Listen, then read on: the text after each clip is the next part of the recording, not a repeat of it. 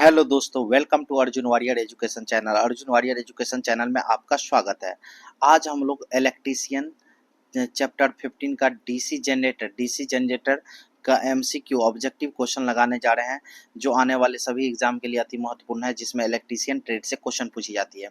इससे पहले इसका स्मरणीय तत्व और फार्मूला और ये न्यूमेरिकल हम देख चुके हैं। अब चलते हैं इस पर के एमसीक्यू पर। ठीक है, देखिए फर्स्ट क्वेश्चन क्या कर रहा है, देख लीजिए। देखिए, कह रहा है कि डीसी मशीनों में डमी कुंडलियां किसके हेतु उपयोगी होते हैं। किसी मशीन में डमी कॉइल का क्या प्रयोजन होता है। दोनों को ये दोनों क्वेश्चन एक ही टाइप का है। आर्मेचर का आंतरिक संतुलन बनाए रखना, आर्मेचर का आंतरिक संतुलन बनाए रखना। कह रहा है डीसी मशीन के आंतरिक हानि के अंतर्गत निम्न में से क्या आता है। आंतरिक हानि के अंतर्गत निम्न में से क्या आता है, तो वायु घर्षण हानि। डीसी मशीन के आंतरिक हानि के अंतर्गत निम्न में से क्या आता है, वायु घर्षण हानि। कह फुल लोड पर संचालित हो रही सामान्य डीसी मशीन में सबसे शक्तिशाली विद्युत चुंबकन होती है। क्या होती है सबसे शक्तिशाली विद्युत चुंबकन, तो फील्ड वाइंडिंग होती है। फुल लोड पर संचालित हो रही सामान्य डीसी मशीनों में सबसे शक्तिशाली विद्युत चुंबकन फील्ड वाइंडिंग होती है। क्या होती है, फील्ड वाइंडिंग होती है। कह रहा है कि किसी डीसी मशीन के एक्साइटिंग कॉइल किस प्रकार बैंड किए जाते हैं। किस प्रकार बैंड किए जाते हैं, तो ये ध्रुवों के आसपास। किसी भी डीसी मशीन के एक्साइटिंग कॉइल किस प्रकार बाइंड किए जाते हैं, तो ध्रुवों के आसपास। 4 पोल डुप्लेक्स लैप वाइंडिंग के लिए समांतर पथों की संख्या क्या होगी।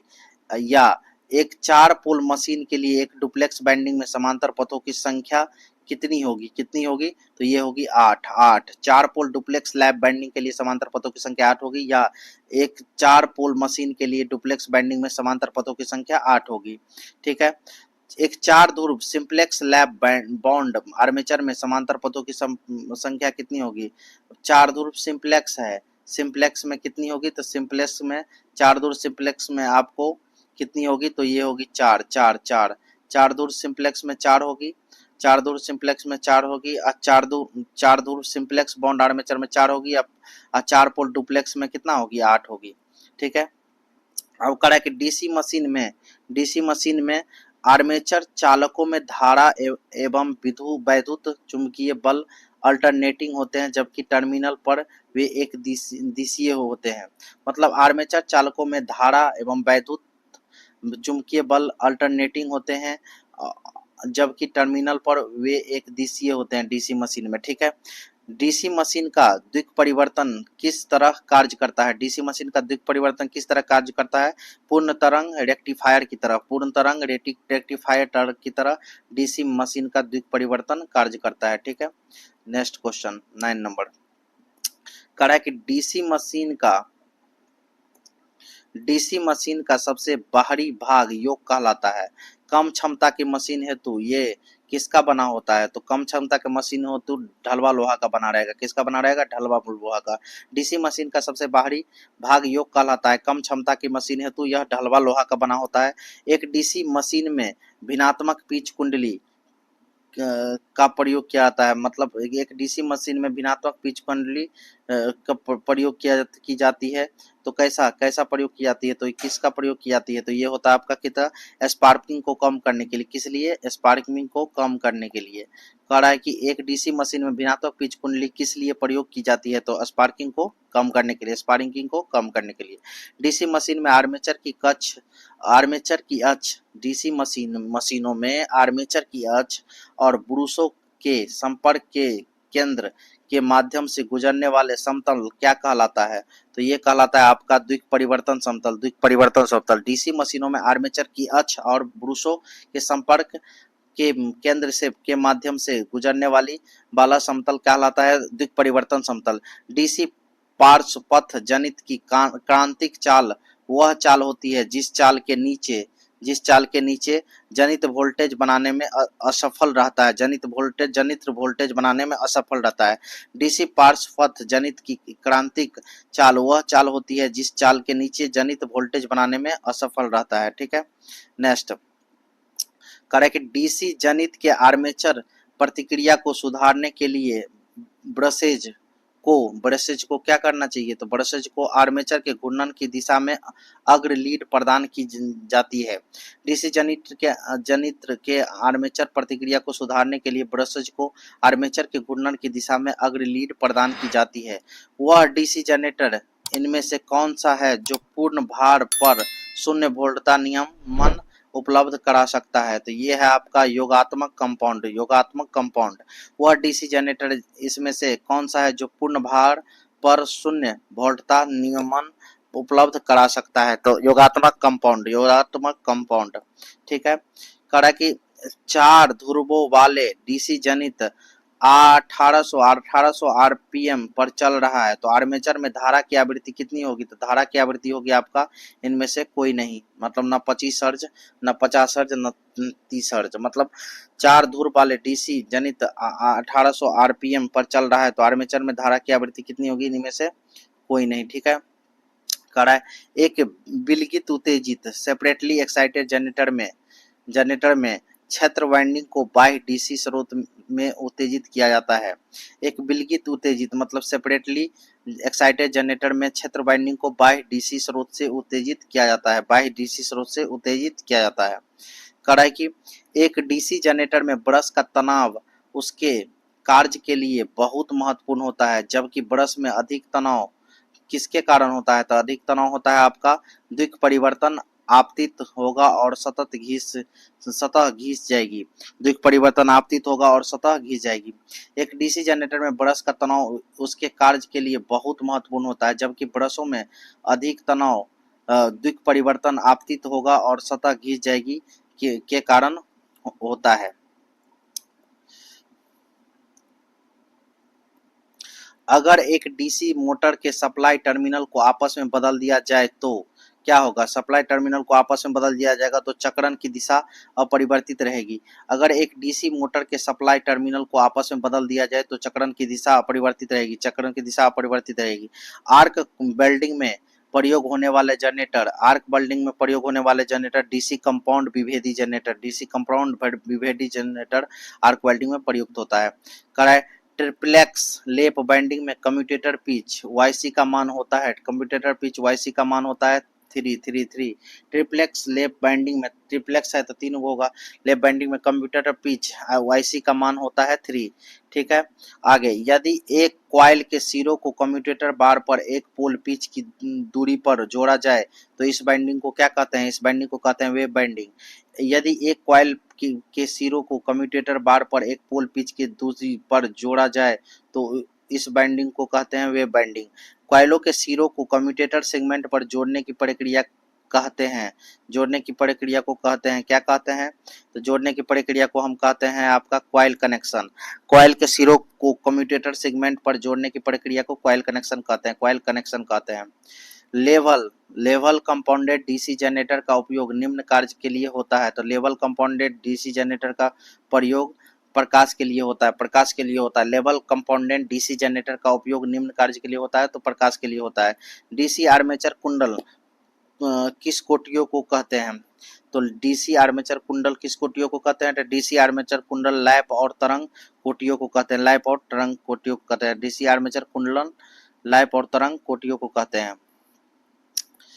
डीसी जनरेटर के भार संतृप्ति विशेषताएं निम्न के बीच का संबंध प्रदान करती है। डीसी जनरेटर के भार संतृप्ति विशेषताएं निम्न के बीच संबंध प्रदान करती है, तो निम्न के बीच संबंध प्रदान करती है, तो ये V एंड IF के बीच। ठीक है, निम्न में से कौन कम्यूटेटर से धारा संग्रहित करता है, तो ये करता है कार्बन ब्रश। इनमें से कौन कम्यूटेटर से धारा संग्रहित करता है, कार्बन ब्रश। ठीक है, जिस विधि से डीसी जनित में विद्युत वाहक बल EMF प्रेरित होता है वह क्या कहलाती है, तो वह कहलाएगा ना गतिज कहलाएगा। जिस विधि से डीसी जनित में विद्युत वाहक बल प्रेरित होता है वह गतिज कहलाती है। डीसी जनित का कार्य सिद्धांत क्या है, तो डीसी जनित का कार्य सिद्धांत है फैराडे का विद्युत चुम्बकीय प्रेरण नियम। डीसी जनित का कार्य सिद्धांत है फैराडे का विद्युत चुम्बकीय प्रेरण नियम। किसका, फैराडे का। किसी चालक में विद्युत वाहक बल प्रेरित होने के लिए आवश्यक है, किसी चालक में विद्युत वाहक बल प्रेरित होने के लिए आवश्यक है या तो गतिमान चुंबकीय फ्लक्स अथवा गतिमान चालक हो, या तो गतिमान चुंबकीय फ्लक्स या गतिमान चालक हो। यदि आर्मेचर को स्लिप रिंग से जोड़ दिया जाए तो आउटपुट कितना होगा, आउटपुट होगा अल्टरनेटिंग करंट। यदि आर्मेचर को स्लिप रिंग से जोड़ दिया जाए तो आउटपुट होगा अल्टरनेटिंग करंट। कम क्षमता वाली डीसी मशीन की योग किसकी बनाई जाती है, कम क्षमता वाली रहेगा तो कास्ट आयरन की बनाई जाएगी, कास्ट आयरन की। कम्यूटेटर सेगमेंट के मध्य प्रयोग किए जाने वाले अचालक पदार्थ, कम्यूटेटर सेगमेंट के मध्य प्रयोग किए जाने वाले अचालक पदार्थ क्या है, अवरक जिसको माइका भी कहते हैं। आर्मेचर कोर को लिमिटेड बनाने का कारण है, आर्मेचर कोर को लिमिटेड बनाने का कारण है एडी करंट क्षति के मान को कम करना, एडी करंट क्षति के मान को कम करना, एडी करंट क्षति के मान को कम करना। कह रहा है कि चुंबकीय फ्लक्स के एक समान विवरण के लिए आर्मेचर के चारों ओर पोल शूज स्थापित किए जाते हैं। चुंबकीय फ्लक्स के एक समान वितरण के लिए आर्मेचर के चारों ओर पोल शूज स्थापित किए जाते हैं। चुंबकीय फ्लक्स के एक समान वितरण के लिए आर्मेचर के चारों ओर पोल शूज स्थापित किए जाते हैं। समानता आर्मेचर प्रतिरोध का मान होता है, समानता आर्मेचर प्रतिरोध का मान होता है 1 ओहा। ठीक है, आगे देखिए, किसी जनित के बरसेज का वोल्टेज ड्रॉप बढ़ जाएगा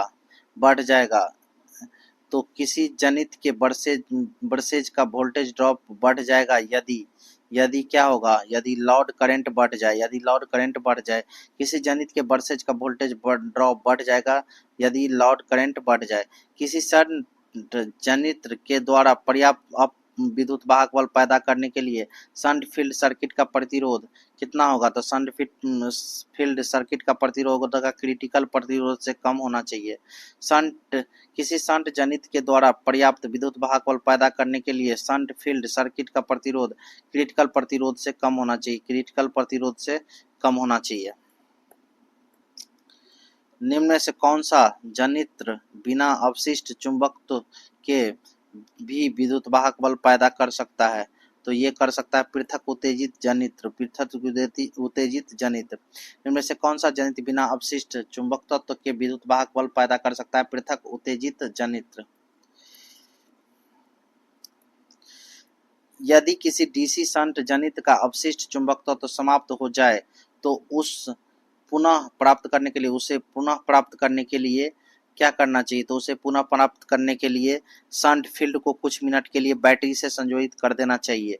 यदि किसी डीसी शंट जनित्र का अवशिष्ट चुंबकत्व समाप्त हो जाए तो उसे पुनः प्राप्त करने के लिए क्या करना चाहिए, तो शंट फील्ड को कुछ मिनट के लिए बैटरी से संयोजित कर देना चाहिए। किसी डीसी स्व उत्तेजित सेल्फ एक्साइटेड जनरेटर में अवशिष्ट चुंबकत्व समाप्त हो जाने का प्रमुख कारण क्या है, तो अवशिष्ट चुंबक समाप्त हो जाने का प्रमुख कारण भारी ओवरलोडिंग, गंभीर शॉर्ट सर्किट, जनित्र को लंबे समय तक बंद या बेकार अवस्था में रखना उपयुक्त सभी। डीसी शंट जनित्र की आर्मेचर करंट की गणना निम्न सूत्र द्वारा किया जाता है। तो आर्मेचर करंट को आई से डिनोट करते हैं, तो आर्मेचर करंट को किसके द्वारा गणना किया जाता है, तो आर्मेचर करंट को गणना किया जाता है करंट लॉड में या करंट शंट में, दोनों को जोड़ देंगे, करंट लॉड और करंट शंट को जोड़ करके आर्मेचर करंट लाएंगे। ठीक है, स्पार्किंग रहित कम्यूटेशन प्राप्त करने के लिए कार्बन ब्रश का प्रयोग करना चाहिए, इंटरपोल्स का प्रयोग करना चाहिए, कंपेंसेटिंग वाइंडिंग का प्रयोग करना चाहिए। उपरोक्त तीनों विधियों का प्रयोग किया जाना चाहिए। डीसी जनित्र में इंटरपोल्स का संयोजन किया जाता है, डीसी जनित्र में इंटरपोल का संयोजन किया जाता है आर्मेचर के श्रेणी क्रम में डीसी जनित्र में इंटरपोल्स का संयोजन किया जाता है आर्मेचर के श्रेणी क्रम में। उच्चतम दक्षता प्राप्त करने के लिए डीसी जनित्र में ब्रशों को रखना चाहिए, उच्चतम दक्षता प्राप्त करने के लिए डीसी जनित्र में ब्रशों को रखना चाहिए, तो ब्रशों को रखना चाहिए चुंबकीय उदासीन अक्ष एमएनए पर, लंबी पारेषण लाइन के द्वारा किसी लोड को स्थिर वोल्टेज प्रदान करने के लिए कौन सा कंपाउंड जनित्र उपयुक्त रहेगा, तो ओवर कंपाउंड जनित्र। लंबी पारेषण लाइन के द्वारा किसी लोड को स्थिर वोल्टेज प्रदान करने के लिए कौन सा कंपाउंड जनित उपयुक्त रहेगा? ओवर कंपाउंड जनित। लगातार कार्य करने वाले डीसी जनित के इंसुलेशन प्रतिरोध का मान कम होने के कारण ये क्या होगा? आर्मेचर तथा रॉकर आर्म पर कार्बन चूर्ण जमा हो जाता। लगातार कार्य करने वाले डीसी जनित के इंसुलेशन प्रतिरोध का मान कम होने के कारण आर्मेचर तथा रॉकर आर्म पर कार्बन चूर्ण जमा हो जाएगा। आर्मेचर तथा रॉकर आर्म पर कार्बन चूर्ण जमा हो जाएगा।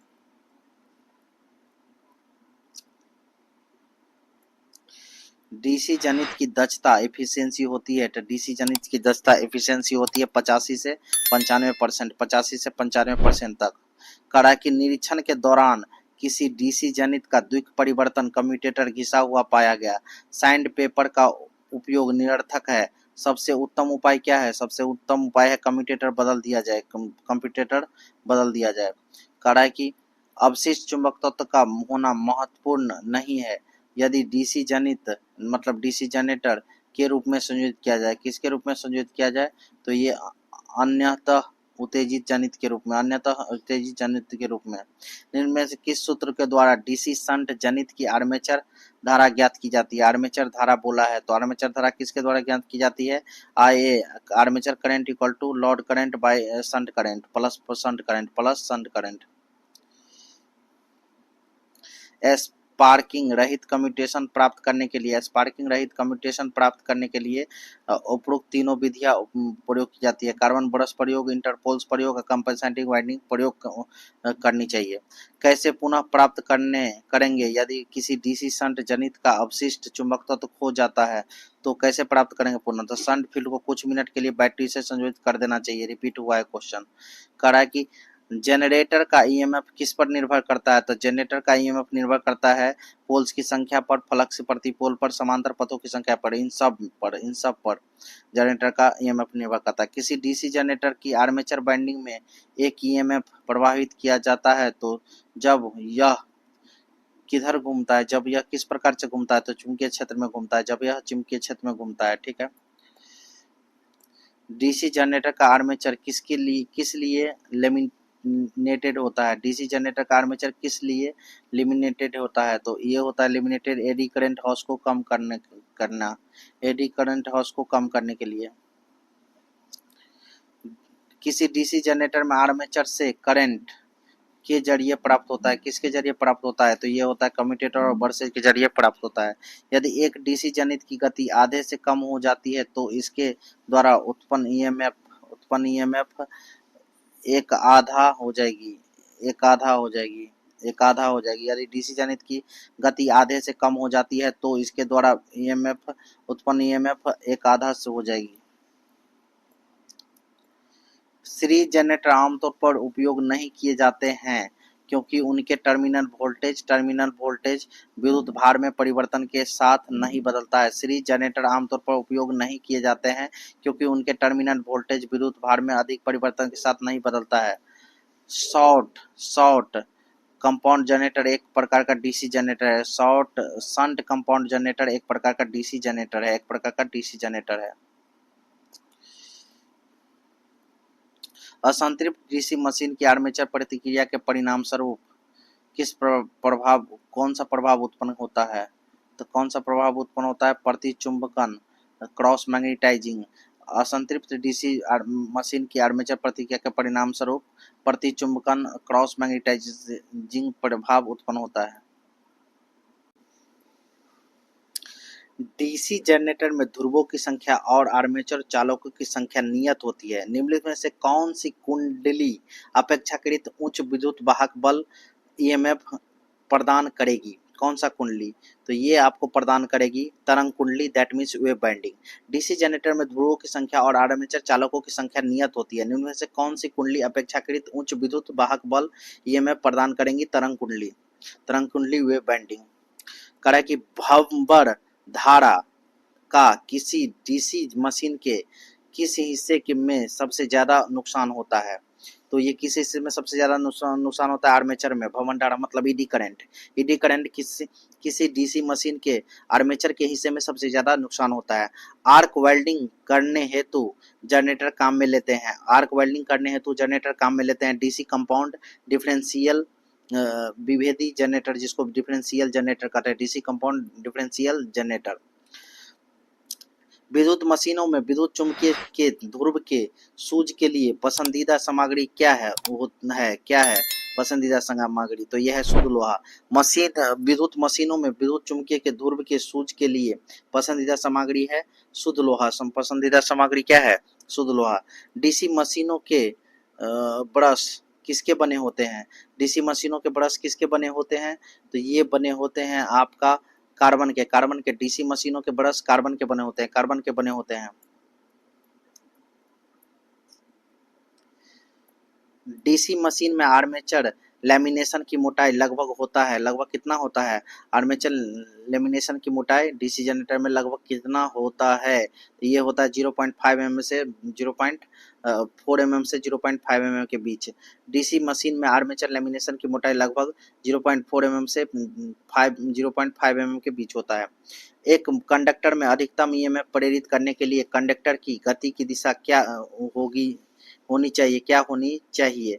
तो ये फ्लक्स की चुंबकीय रेखाओं के लंबवत। एक कंडक्टर में अधिकतम ईएमएफ प्रेरित करने के लिए कंडक्टर की गति की दिशा क्या होनी चाहिए? फ्लक्स की चुंबकीय रेखाओं के लंबवत। फ्लक्स की चुंबकीय रेखाओं के लंबवत। ठीक है।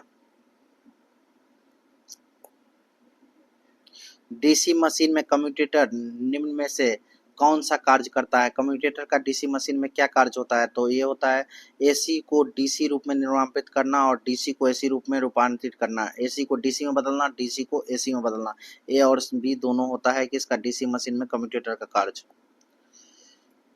डीसी मशीन की चाल किसके द्वारा मापी जाती है? या डीसी मशीन में गति को किसके द्वारा मापा जाता है? दोनों सेम है। गति को या चाल को किसके द्वारा मापा जाता है? दोनों सेम है। तो ये आपको मापा जाएगा किसके द्वारा? तो ये मापा जाता है आपको टैकोमीटर के द्वारा। टैकोमीटर के द्वारा डीसी मशीन की चाल किसके द्वारा मापी जाती है? टैकोमीटर के द्वारा। डीसी मशीन में गति को टैकोमीटर के द्वारा मापा जा सकता है।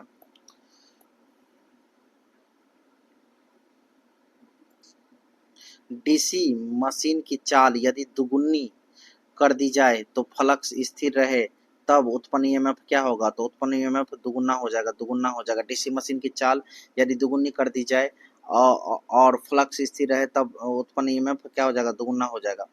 किसी मशीन की दक्षता अधिक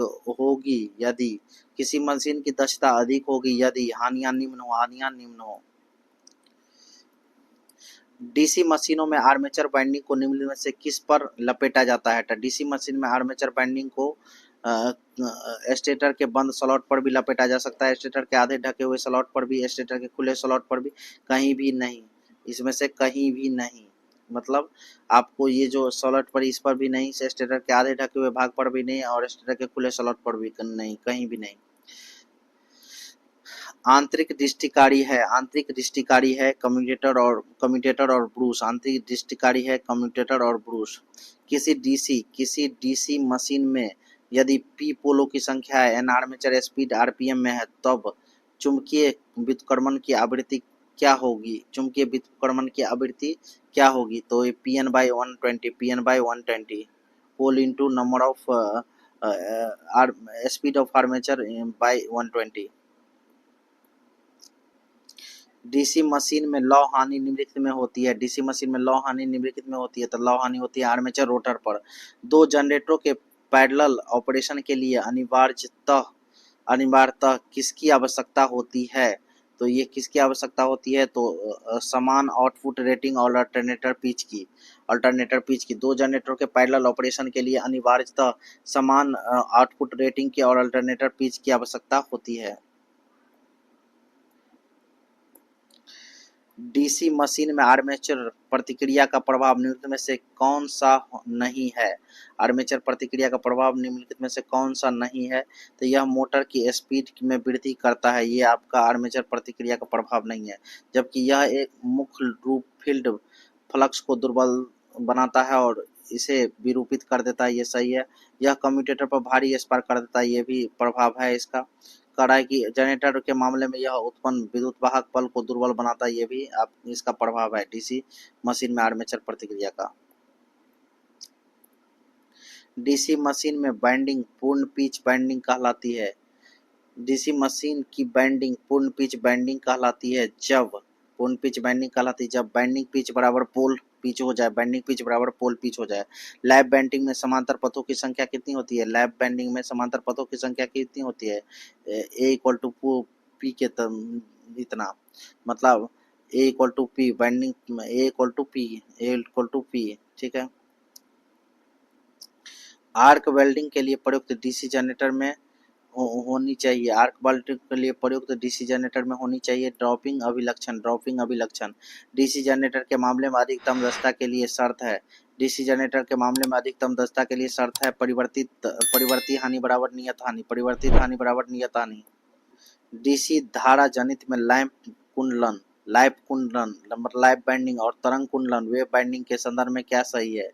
क्या सही है? तो ये है लैप कुंडलन का उपयोग कम वोल्टता और अधिक धारा वाली मशीनों के लिए होती है। लैप कुंडलन का उपयोग कम वोल्टता और अधिक धारा वाली मशीनों के लिए होती है। दिष्ट धारा जनित डीसी जनरेटर में क्रम विनियक कम्यूटेटर का काम क्या है? कम्यूटेटर का काम क्या है डीसी जनरेटर में?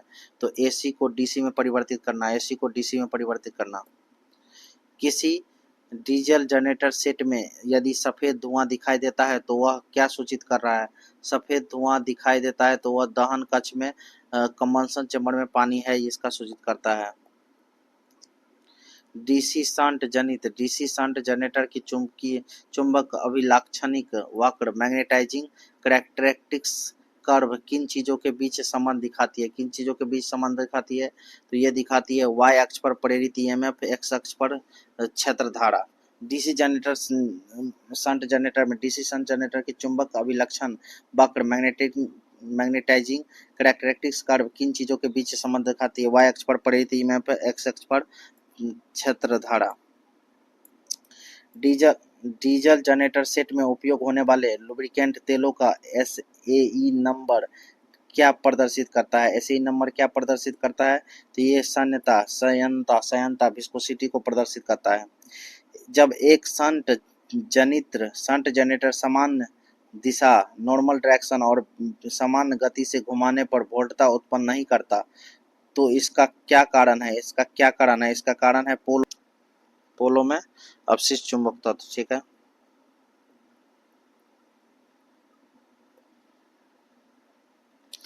ऑटोमोबाइल की बैटरी को आवेशित करने के लिए कौन सा जनित्र का उपयोग किया जाता है? ऑटोमोबाइल की बैटरी को आवेशित करने के लिए कौन सा जनित्र? तो ये शंट जनित्र का उपयोग किया जाता है। किसका? शंट जनित्र का उपयोग किया जाता है। एक जनरेटर को मोटर द्वारा चलाया जा रहा है, यदि यह 300 वोल्टेज पर 18.65 एम्पियर लेता है तो इसकी दक्षता यदि 75% हो तो मोटर की अश्व शक्ति कितनी होगी? मोटर की अश्व शक्ति कितनी होगी? 1.5 एचपी हो जाएगा। डिस्ट धारी जनित डीसी जनरेटर में कुंडली दूरी कॉइल स्पान पोल पिच के बराबर करने के लिए कुंडली का पिछला पिच बैक पिच किसके बराबर होनी चाहिए? किसकी बराबर होना चाहिए ये? तो ये होना चाहिए प्रति पोल क्रम विनिमय मेक के बराबर, प्रति पोल क्रम विनिमय के बराबर। चित्र में ए और बी डीसी जनरेटर के किस भाग को प्रदर्शित करता है? ए और बी, देखिए ए और बी किस भाग को प्रदर्शित करता है? ए बी ये वाला है। किसको? मुख्य पोल को प्रदर्शित करता है, इंटरपोल और मुख्य पोल को। समान लाइटनिंग एवं पावर सप्लाई के लिए प्रयोग में लाए जाने वाला जनरेटर कौन सा है? समान लाइटनिंग और पावर सप्लाई के लिए प्रयोग में लाए जाने वाले generator cumulative compound generator.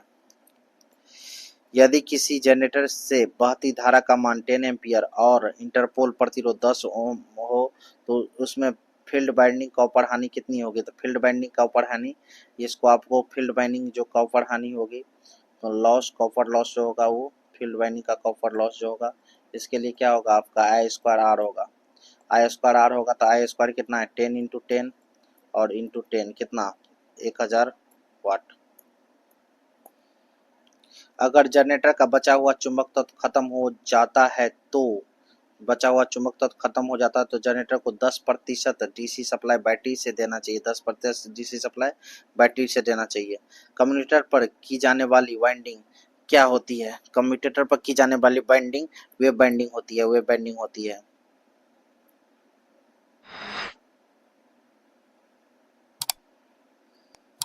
DC जनित में प्रेरित ईएमएफ ई का सूत्र फाई प्रति पोल औसतन चुंबकीय फ्लक्स जेड चालकों की संख्या एन आरपीएम में घूर्णन की गति पी ध्रुवों की संख्या ए समांतर पथों की संख्या। तो क्या होगा Z N P phi Z N P by 60 into A किस में है? देखिए तो ये आपका किस में दिख रहा है? ए में। जेड एन पी हो जाएगा फाई जेड एन पी और 60 इंटू ए वोल्टेज जनरेटेड ईएमएफ का फॉर्मूला होता है। कौन सा जनित्र सभी लोड पर स्थिर वोल्टेज देता है? कौन सा जनित्र सभी लोड पर स्थिर वोल्टेज देता है? अस्तर कंपाउंड जनरेटर। डीसी जनरेटर में लौह हानियों के अंतर्गत निम्नलिखित आती है। लौह हानियों के अंतर्गत निम्नलिखित आती है शैथिल और भंवर धारा हानियां। डीसी जनरेटर में लौह हानियों के अंतर्गत निम्नलिखित आती है शैथिल और भंवर धारा हानियां। क्रेन और होइस्ट के लिए किस डीसी मोटर को प्राथमिकता दी जाती है? क्रेन और होइस्ट के लिए किस डीसी जनरेटर को प्राथमिकता दी जाती है? तो ये दी जाती है श्रेणी मोटर को। श्रेणी मोटर को स्थिर वोल्टेज जनरेटर में होता है। स्थिर वोल्टेज जनरेटर में होता है निम्न आंतरिक प्रतिरोध। अगर आपको ये वीडियो पसंद आया हो तो लाइक कीजिए और ऐसे ही वीडियो के लिए हमारे चैनल को सब्सक्राइब कीजिए। Thank you for watching.